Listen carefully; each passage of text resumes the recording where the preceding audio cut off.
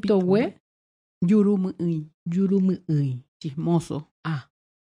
El pitogüe es el venteveo. Se conoce en otros países como venteveo. Mm. Es un ave que hay en muchos países de América y se les conoce más como venteveo. Acá en Paraguay le conocemos como pitogüe. Va a ser por su Por canto. su canto, que Pitogüe. Exactamente. Bueno.